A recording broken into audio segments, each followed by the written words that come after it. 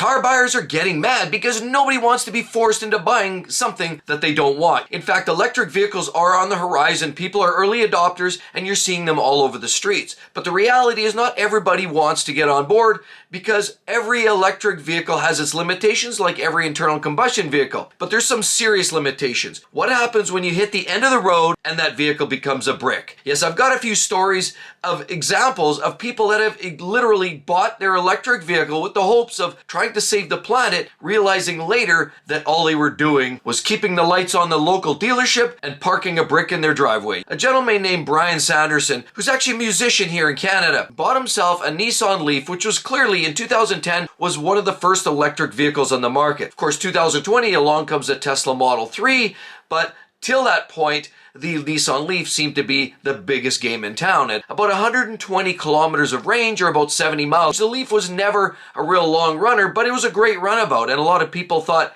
hey, early adopter, I want to get on the wagon. And unfortunately, electric vehicles seemed like the bright future. People were buying in on it with the first storyline. Now, Sanderson basically even said, it's cruel because I don't want to be part of the let's slam electric vehicles crowd. But even Sanderson is having a hard time biting his cheek because after a few years of ownership and $10,000 in repairs and towing charges, he's just about had enough. Many car experts referring to the Nissan Leaf that it has a compromise of design. Slightly interesting technology as well as engineering, but not enough to keep it robust. As a matter of fact, this car has what people call compromises. Nissan decided not to include advanced cooling system for the batteries, and the batteries were a particularly temperamental bunch when you talk about temperature fluctuations, and there was a strong sensitivity. Now there's a reason why Tesla did so well. It's because Nissan tried this. They wanted to be first to the game and they failed blatantly. Now, Sanderson's car with only about 82,000 kilometers on it and $10,000 in bills, his 2016 Nissan Leaf is considered to be way too unreliable to drive regularly, and he isn't even willing to necessarily risk going anywhere far. So Sanderson bought his 2016 Leaf back in 2020, and in that short period of time, it spent most of its time in the shop, and including 5 times it's completely died,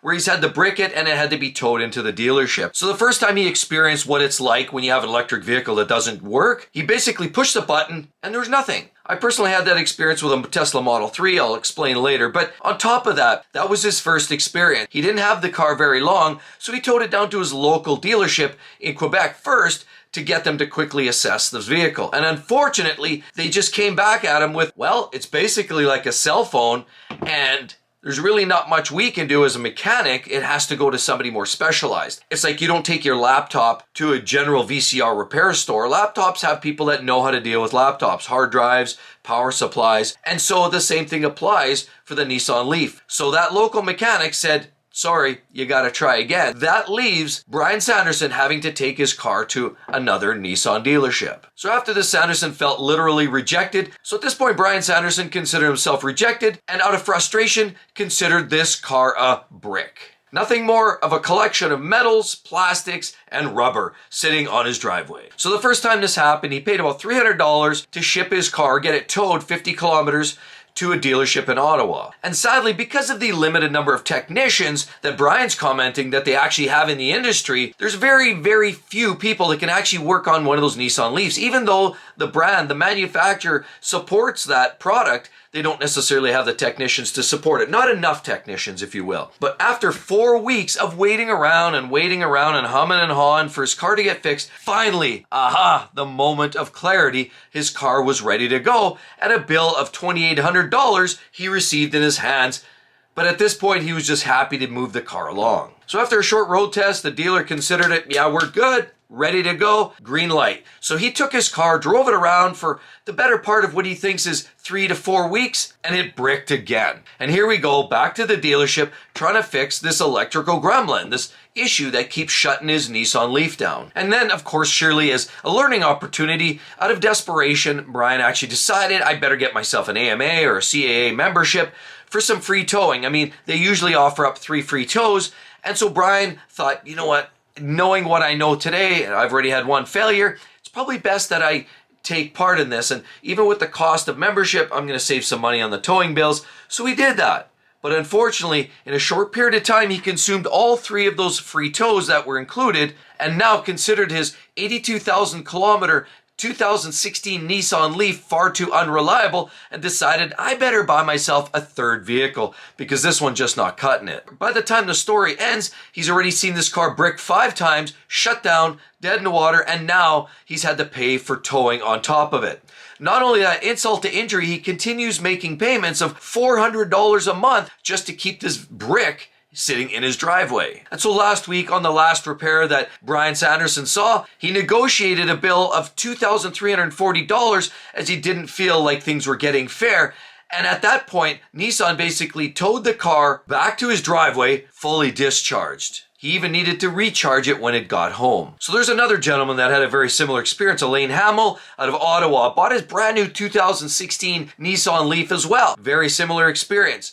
He didn't have as many breakdowns, but what he started to experience was on full charge at the very beginning when he bought his car new, you would see 12 bars. 12 bars of full charge on the battery scale. As time went on, after a few short years, that 12 bars became 9 bars and then became 7 bars. Even after full charge, that's all he could get. He lost at least a third of his capacity of his batteries on his 2016 Nissan Leaf. So clearly he was in a position where I'm losing range, I can't drive the car anywhere, I need to actually have these batteries replaced. So he approached the dealership saying, look, we need to look at replacing, swapping this out and get me back on the road because what I have today isn't quite working. But guess what? This is where it gets interesting. There's no replacement batteries right now that Nissan is carrying, and they're trying to hustle and develop some replacement batteries for these Nissan Leafs because customers are now at the position where they're starting to have to replace some of these batteries as standard maintenance. So Nissan spokesperson commented, Nissan's been working diligently at finding a compatible solution and battery for the 30 kilowatt hour lithium ion battery included in the 2017 Nissan Leaf, which is no longer in production, and they are approaching a sustainable fix for this market. But some of this may just be smoke and mirrors because even Carlos Sabuco, who operates Sill Complete Auto Care Center in Oakville, Ontario, who specializes in electric vehicle repairs, said he stopped trying to source EV batteries about a year ago because it just seemed like they were hitting the wall. And if a Nissan Leaf owner comes looking for a battery, says, good luck, go find one yourself. We'll see if we can help you out after that. So Sanderson unfortunately feels that it may be just a new battery pack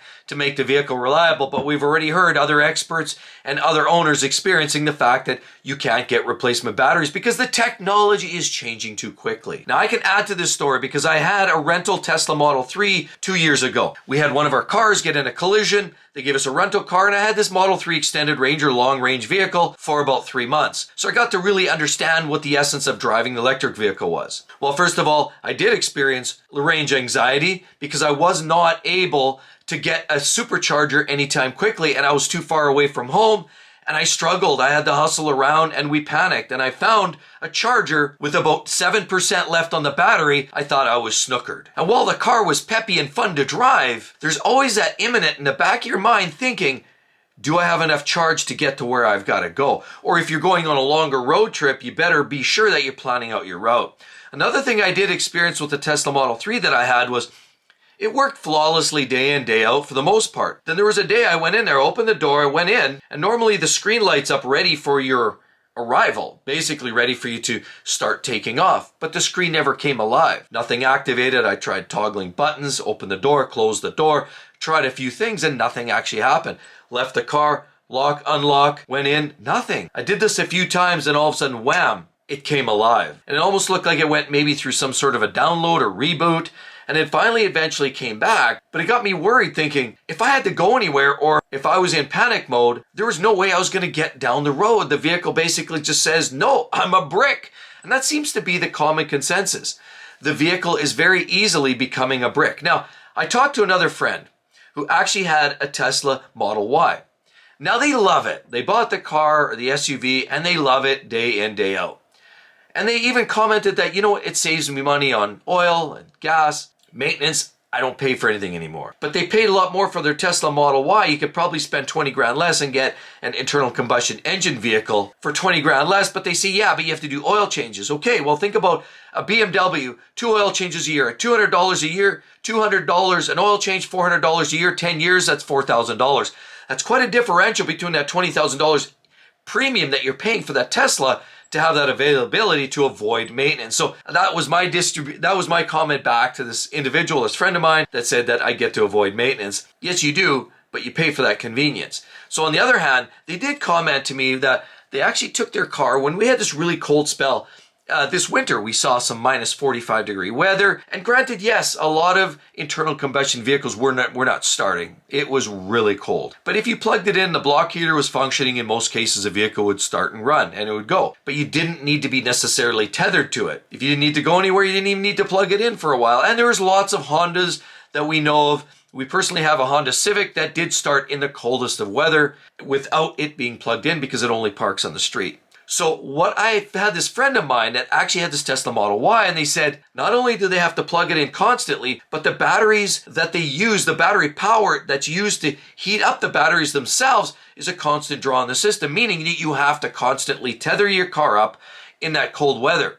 And so this person said, I go to the gym for 2 hours, I come out and the battery's half consumed because I couldn't plug in at the gym, but yet the battery is eating itself alive just to keep itself heated. So it seems to be one of those scenarios where you've constantly got to be tethered to some kind of power supply. And you've probably also heard about that story about the Ioniq 5 electric vehicles. There's 2 cases here. One in BC. ICBC was the local insurance company here in British Columbia, Canada, who actually wrote off an Ioniq 5 because a customer was driving their car down the road, almost virtually brand new vehicle, hit something in the road. It was a piece of debris and it went up underneath and it sort of skinned a battery. Now, it didn't destroy it, but it skinned it. It was inspected and then they deemed it unsafe to drive. And so they actually had to write the vehicle off because the quote for new replacement batteries was $50,000 plus installation, made it about 60 grand. There's another case on the other side of Canada who had a similar situation where it wasn't holding charge, it was spitting out codes. They took it in for diagnostics and the dealer said, you need new batteries. How much? Well, the estimate for that was 50 grand. So now we're starting to understand the Nissan Leaf. We don't even know how much those battery replacements will cost because we can't even get our hands on them yet, but it won't be cheap. Same thing with these Ioniq batteries by Hyundai. We know already that people are expecting to pay that $50,000, $60,000 tab. What happens with a Tesla? What about Porsche Taycan or the Audi e-trons or some of the premium brands that tack on their premium dollars to get those batteries retrofitted? So they're all great when they're brand new, but there's this linear depreciation of these vehicles as well. That, if you drive an old Toyota or Honda, they don't go to zero. They go to the point where they hit this flat line. Like we have a 2012 Honda Civic that's still worth $13,000, $14,000, and that's just where it's going to sit pretty much till the point the wheels fall off. There's a point where a good, reliable internal combustion vehicle just holds its value, and a lot of people understand that. People are getting ticked off that they can't continue to drive their internal combustion vehicle, and they're being mandated by 2035 that everybody has to be driving an electric vehicle. That's both Canada, US, a lot of places in Europe. We're starting to hear those mandates coming down hard, fast, and furious. But the infrastructure's not there either. Power systems need to be upgraded. People need to upgrade their service. Their 100 amp service is no longer adequate. They might need to upgrade to 150 or 200 amp service. Then, of course, the distribution level utility has to upgrade theirs to provide that increased service for each household. Then, on top of that, the transmission utility has to upgrade their power system, go 240 kV up to 500 kV or megavolts. Then you also have to talk about larger generating facilities, coal consumption, natural gas consumption, hydro. All those have to be revamped and ramped up to support this increased demand on the electrical grid. So what we're having now is a very unsustainable situation, and people are being forced down this rabbit hole. I'll be the first to admit, I've driven a 1,000 horsepower Tesla Model S Plaid, Model X Plaid. They're spectacular. They're breathtaking. And so people drive them for very different reasons. You want to drive it for the experience? That's fine. People drive a Lamborghini because it brings experience. Nobody ever said that was a practical car to own or it made sense, but people buy it because what it makes them feel like. If you want to drive a Tesla because it makes you feel that way, that's great. However, those that believe that's helping the environment, yeah, it's another conversation. I won't talk about all the mining for the lithium and the metals that go into these batteries, but that is a thing that a lot of people are concerned with. What are we doing to the Mother Earth in extracting some of these special minerals and metals to go into these batteries? So I truly have seen both sides of the scale. I don't want to take one side or the other. I will tell you that people are getting very upset with what they're finding out now. The expensive battery replacements, the fact that depreciation will bottom out at 0.0. Because have you seen some of the original Tesla Model S's? Nobody wants them. They're too risky. Now they've gone from way up here in value to virtually nothing. People are still asking 20, 30 grand, but that's if you can sell them. A vehicle's only worth what you can get for it, and nobody's buying them, so they're essentially worth nothing. So my question to all of you folks out there, love to hear you drop that line down in the comment section below, please. Are electric vehicles the future? Is this where we all need to land? Is this where we all need to end up? Where we're using a car like we're using our cell phone, and it's basically a consumable throwaway piece of electronic digitized equipment that we no longer need. When it's disposed, we just throw it away or discharge it or compost it. What's the end result? And are we all going to be driving the electric vehicle in the future? And with all of that said, be sure to check out right there 2024's best buys today. We know there's a lot of incentives out there. Those might be some opportunities. Hope to see each and every one in the next one. We'll see you all real soon. Bye-bye.